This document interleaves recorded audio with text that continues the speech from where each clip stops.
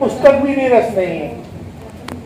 जैसे इतिहास होता है उसमें तथ्यात्मकता अधिक होती है और विश्लेषण कम होता है, और कुछ कभी कभी विश्लेषण वाले ही होते तो विश्लेषण ही ज्यादा होता है, तथ्य नहीं होता।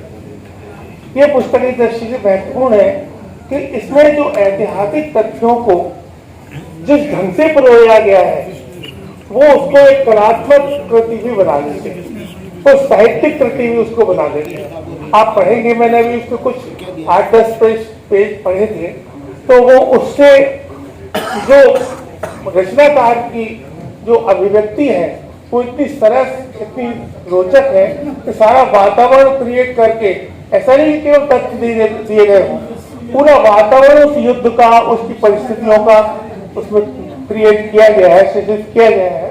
और इसलिए ये रचना पूरी उपन्यास जब आप एक बार पढ़ना शुरू करेंगे तो ऐतिहासिक तथ्यात्मकता के साथ औपन्यासिक और कलात्मक आपको दिखाई देगी, और मैं समझता हूँ आपको इसमें मौका मिलेगा। एक बात और बहुत महत्वपूर्ण जो चौबे जी ने कही कि तर्क, विवेक खत्म कर दिया जाता है। असल में इतिहास को भी पढ़ना है तो विवेक के साथ पढ़ना है, क्योंकि उससे हमें कुछ आगे ले जाना है। केवल इतिहास आजकल तो सब चीज इतिहास में ढूंढी जा रही है। आजकल तो वो पुष्पक ज्ञान भी हमारे पुराने जमाने में आ गया था, तो था साहब, वो तो था साहब, वो तो था, वो तो विमान था। हाँ, वरना उसका उल्लेख ना आपने हंसी बात की बिल्कुल ही नहीं, वो मैं वरना उसका उल्लेख कैसे होता? नहीं कहा कि नहीं था। हाँ ठीक है, ठीक है ना, था, मैंने कहा, ठीक है ना। आपकी भावनाएं मालूम है कि आजकल भावना तो ये भक्ति ही तो विवेकहीनता है। था आप सर पढ़ो, आपने पढ़ाई नहीं है, पढ़ोगे तो मालूम पड़ेगा ना क्या था क्या नहीं था। जो चीज आपने पढ़ी उसके बारे में चर्चा कर रहे हैं आप। मैं आपसे सहमत हूँ, आप पढ़ोगे तो मालूम पड़ेगा ना। मैं फिलहाल बहस नहीं करना चाहता, मैं सहमत हुआ। नहीं, आपने पढ़ाई नहीं कुछ भी, आप फालतू बात कर रहे हैं मंच पे खड़े होके। अंधभक्ति नहीं, आप पढ़ोगे तो मालूम पड़ेगा। अंधभक्ति मैं उसको सुधार रहा हूँ। अंधभक्ति, भक्ति में विवेकहीनता नहीं, तो विवेक तो भक्ति में तो विवेक होता ही नहीं है।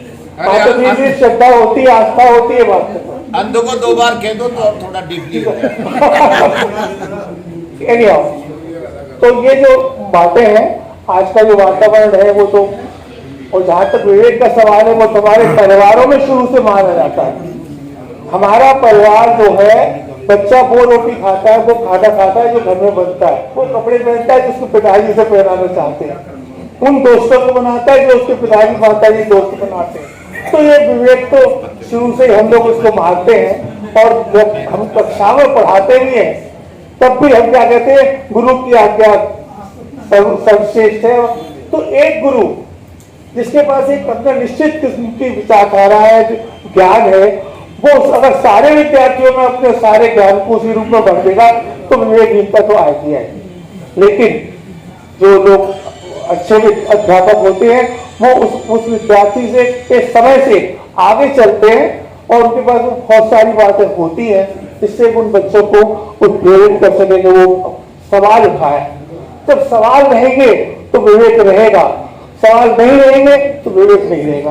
और आज की शिक्षा दुर्भाग्य से सवाल रहित हो गई है, बिल्कुल, और सवाल रहित हो गई है तो विवेक रहित भी हो गई है। फिर तो जो जैसा कहते हैं वो मान लें।